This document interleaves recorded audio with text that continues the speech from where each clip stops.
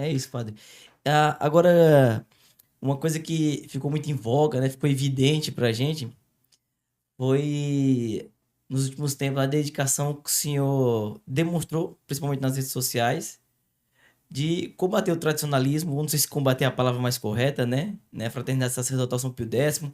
Tem também as trocas de mensagens ali com o pessoal do Centro Dom Bosco.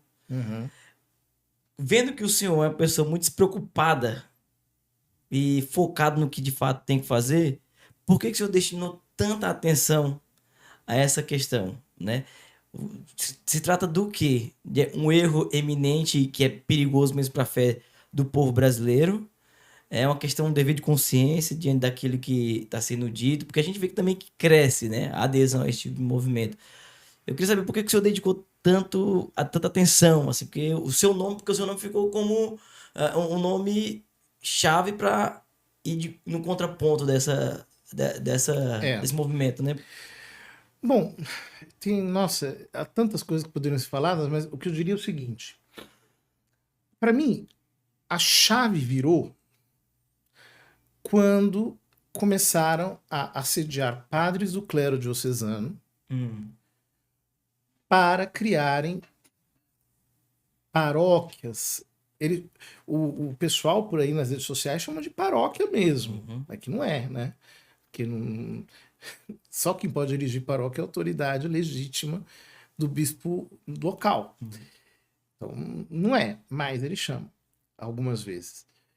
E então começaram a sediar padres do clero diocesano, alguns deles decepcionados, desiludidos, perseguidos, etc. E fazê-los entrar numa coisa que eu acho absolutamente sacana, que é eles criarem apostolados independentes em benefício da Fraternidade São Pio X. Ou seja, eles nem entram para a fraternidade, nem estão com a igreja diocesana. Ou seja, se der ruim, ele vai pagar o pato por isso, com toda a sua responsabilidade individual. Então, quando eu vi que isso estava acontecendo, e se estava montando uma espécie de hierarquia paralela, Hum.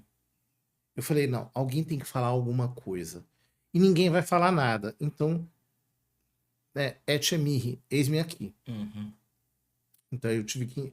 Eu me senti na obrigação de fazer alguma coisa. Porque o discurso tradicionalista é um discurso muito sedutor. Porque ele mistura coisas que são corretas, defesa da fé, Uhum. defesa da liturgia tradicional, defesa, por exemplo, da continuidade da tradição da igreja, etc., com uma espécie de heresia camuflada, Uhum. que é de natureza eclesiológica. Essa ficha, para mim, caiu quando o Fernando Nascimento Uhum. organizou um congresso chamado Sobre a Rocha de Pedro, Estávamos lá. que muita gente falou mal, Aham. inclusive foram bastante injustos com ele, porque achavam que era um movimento independente que estava sendo criado para causar problemas. Não, não, não. Justamente o contrário. Uhum. Exatamente para unir a Pedro, a hierarquia, etc. Bom, essa era a finalidade. E ali, um dos conferencistas, respondendo a pergunta, disse assim: uma pergunta sobre o sedevacantismo, disse: não, isso, eles não são hereges, Hum. eles têm um erro disciplinar. Aí eu pedi a palavra e falei: olha, me desculpe, eu vou ter que fazer uma correção, mas isso toca sim a heresia, porque existe uma doutrina dogmática sobre a igreja. Existe uma eclesiologia católica. Muito bom. Essa ficha caiu para mim muito claramente naquela ocasião. A partir daí eu comecei a escrever, a estudar sobre esse assunto, etc. Outro, digamos assim, quando publicaram um catecismo com título falsificado, Uhum.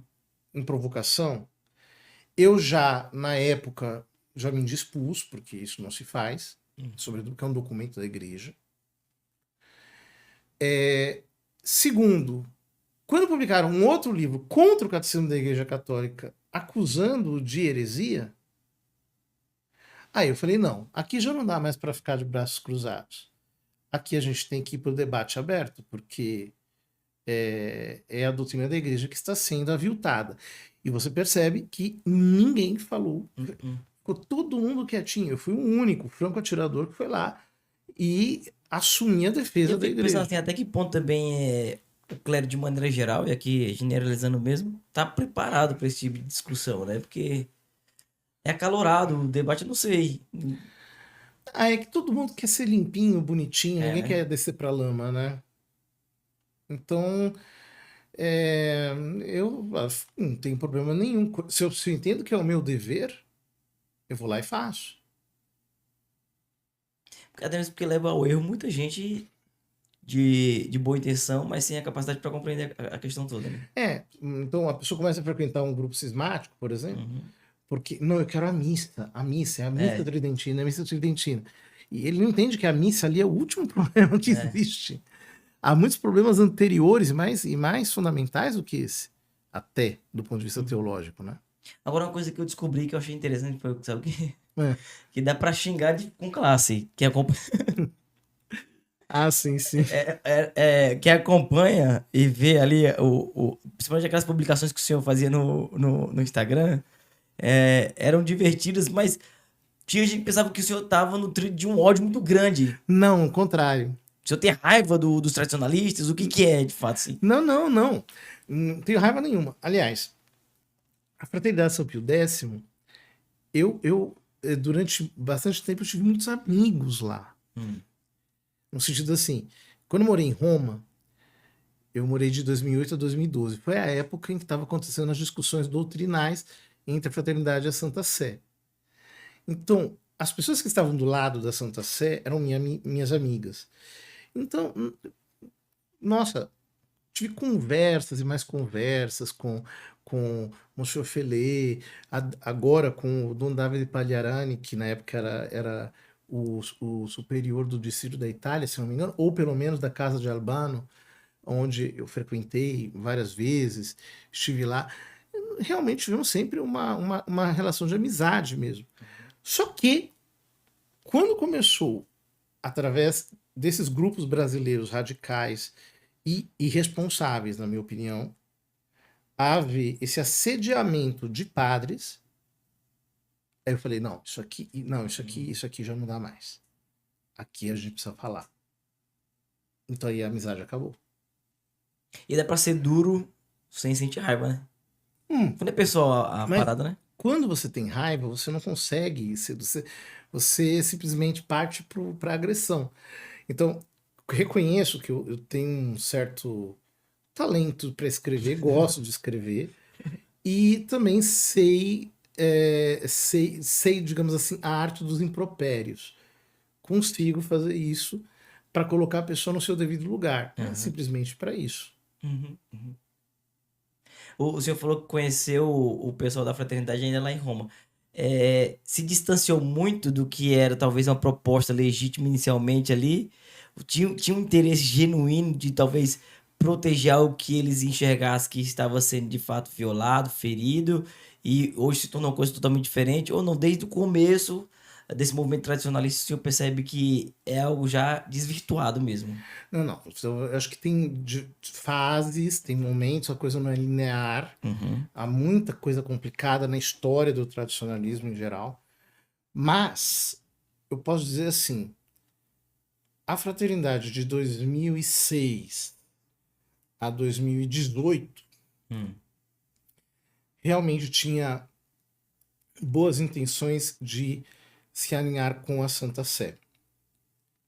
Esse foi o tema de uma última aula que eu dei no YouTube sobre esse assunto, do tradicionalismo e apostasia. Hum. eu mostrei documentalmente que de 2018 até o presente momento, a intenção é se proteger fora das estruturas hierárquicas. Está demonstrado naquela aula, né? Então, quem mudou foi a fraternidade, realmente. Se o espírito fosse o mesmo de até 2016, eu não tenho dúvida de que nós estaríamos numa outra situação agora.